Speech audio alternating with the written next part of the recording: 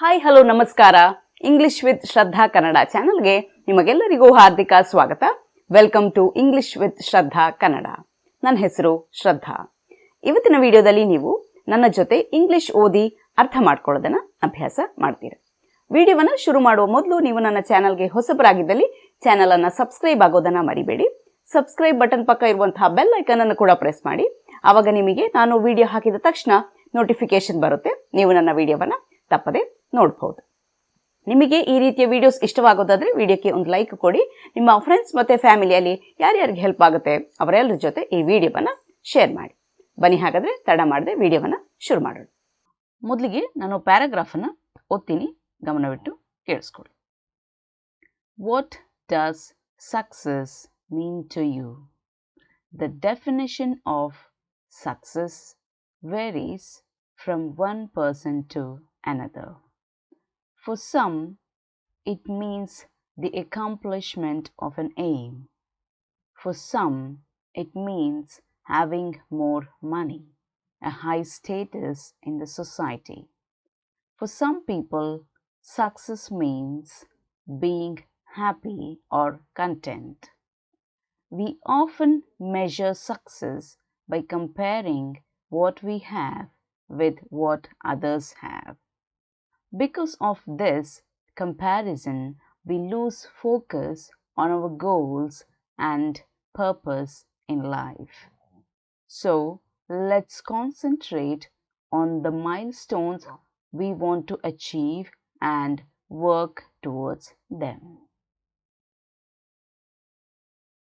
ಈಗ ಒಂದೊಂದೇ ವಾಕ್ಯದ ಅರ್ಥವನ್ನು ನೋಡ್ತಾ ಹೋಗೋಣ. What does success mean to you? ಏನು ಹಾಗಂದ್ರೆ ಸಕ್ಸಸ್ ಅಂದರೆ ಏನು? ಯಶಸ್ಸು ಅನ್ನುವ ಅರ್ಥ. ವಾಟ್ ಅಂದರೆ ಏನು ಅಂತ. Success mean to you. Mean ಅಂದರೆ ಏನು? ಅರ್ಥ.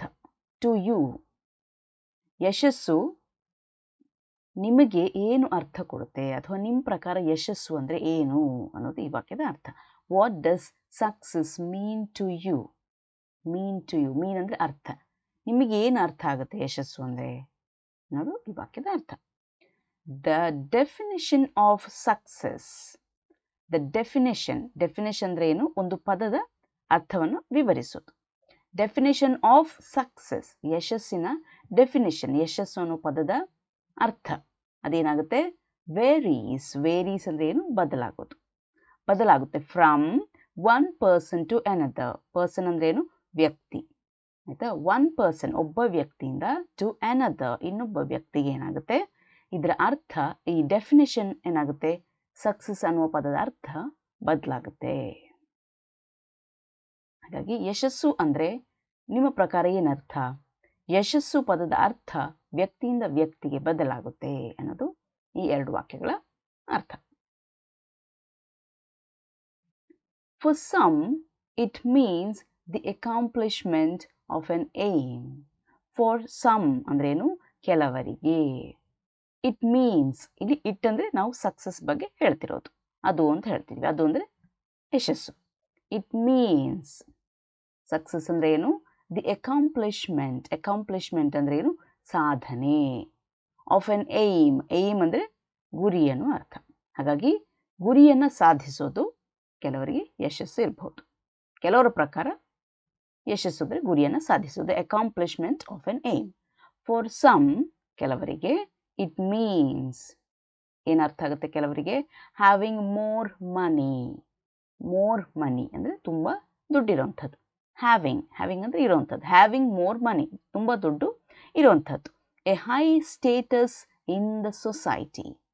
ಸ್ಟೇಟಸ್ ಅಂದರೆ ಏನು? ಸ್ಥಾನ. ಹೈ ಸ್ಟೇಟಸ್ ಅಂದರೆ ಎತ್ತರದ ಸ್ಥಾನ. ಎಲ್ಲಿ? ಇನ್ ದ ಸೊಸೈಟಿ. ಸೊಸೈಟಿ ಅಂದರೆ ಏನು? ಸಮಾಜ ಅನ್ನೋ ಅರ್ಥ. ಹಾಗಾಗಿ ಕೆಲವರಿಗೆ ಫಾರ್ ಸಮ್ ಏನು ಯಶಸ್ಸು ಅಂದರೆ ಏನು? ತುಂಬ ದುಡ್ಡಿರೋದು. ಹ್ಯಾವಿಂಗ್ ಮೋರ್ ಮನಿ, ಸಮಾಜದಲ್ಲಿ ಎತ್ತರದ, high status in the society, ಸಮಾಜದಲ್ಲಿ ಎತ್ತರದ ಸ್ಥಾನವನ್ನು ಹೊಂದಿರುವಂಥದ್ದು. ಕೆಲವರಿಗೆ ಇದು ಗುರಿಯನ್ನು ಸಾಧಿಸುವುದು ಅನ್ನುವ ಅರ್ಥ. ಕೆಲವರಿಗೆ ಯಶಸ್ಸು ಅಂದರೆ ಹೆಚ್ಚು ದುಡ್ಡಿರೋದು, ಸಮಾಜದಲ್ಲಿ ಎತ್ತರದ ಸ್ಥಾನವನ್ನು ಹೊಂದಿರುವುದು. For some people, success means being happy or content. We often measure success by comparing what we have with what others have. For some people, ಕೆಲವು ಜನರಿಗೆ ಏನು ಸಕ್ಸಸ್ ಅಂದರೆ ಬೀಯಿಂಗ್ ಹ್ಯಾಪಿ ಅಂದರೆ ಸಂತೋಷದಿಂದ ಇರುವಂಥದ್ದು. ಹ್ಯಾಪಿ ಅಂದರೆ ಏನು? ಸಂತೋಷ. ಬೀಯಿಂಗ್ ಹ್ಯಾಪಿ ಅಂದರೆ ಸಂತೋಷದಿಂದ ಇರುವಂಥದ್ದು. ಆರ್ ಬೀಯಿಂಗ್ ಕಂಟೆಂಟ್ ಅಂದರೆ ಏನು? ತೃಪ್ತಿ ಅನ್ನೋ ಅರ್ಥ ಅಂತ. ಹಾಗಾಗಿ ಕೆಲವರಿಗೆ ಏನು ಸಕ್ಸಸ್ ಅಂದರೆ ಸಂತೋಷದಿಂದ ಇರುವುದು ಅಥವಾ ತೃಪ್ತಿಯನ್ನು ಹೊಂದಿರುವಂಥದ್ದು. ವಿ ಆಫನ್ ಮೆಷರ್, ಆಫನ್ ಅಂದರೆ ಏನು? ಹಲವು ಬಾರಿ ಅನ್ನೋ ಅರ್ಥ. ವಿ ಆಫನ್, ನಾವು ಹಲವು ಬಾರಿ ಏನು ಮಾಡ್ತೇವೆ? ಮೆಷರ್ ಸಕ್ಸಸ್, ಯಶಸ್ಸನ್ನು ಮೆಷರ್ ಮಾಡ್ತೇವೆ. ಮೆಷರ್ ಮಾಡೋದು ಅಂದರೆ ಏನು? ಅಳತೆ ಮಾಡೋದು, ಅಳೆಯೋದು. ಸಕ್ಸಸ್ಸನ್ನು ಅಳಿತೇವೆ. ಹೇಗೆ ಅಳಿತೇವೆ? ಬೈ ಕಂಪೇರಿಂಗ್ ಅಂದ್ರೆ ಏನು? ಹೋಲಿಸುವಂಥದ್ದು. ಯಾವುದನ್ನು ಹೋಲಿಸೋದು?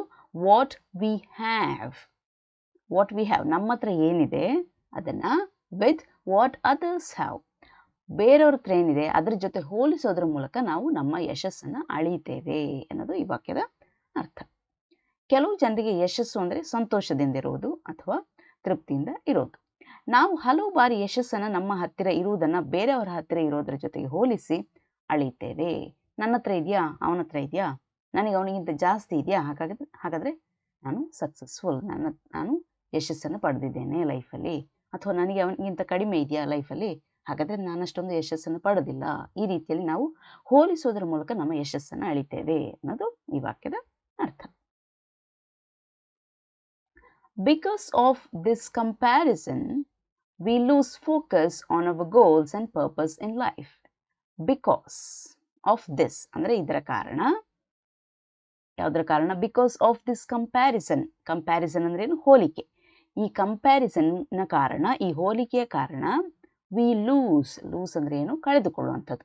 ಏನನ್ನು ಕಳೆದುಕೊಳ್ಳುವಂಥದ್ದು? ಫೋಕಸ್, ಗಮನ ಕಳೆದುಕೊಳ್ಳೋದು ಅಂದ್ರೆ ಏನು? ಗಮನ ಕಡಿಮೆ ಆಗೋದು, ನಮ್ಮ ಗಮನ ಬೇರೆ ಕಡೆ ಹೋಗುತ್ತೆ. ಆನ್ ಅವರ್ ಗೋಲ್ಸ್ ಅಂದ್ರೆ ಏನು? ಗುರಿ. ಗೋಲ್ಸ್ ಆ್ಯಂಡ್ ಪರ್ಪಸ್ ಅಂದ್ರೆ ಏನು? ಉದ್ದೇಶ.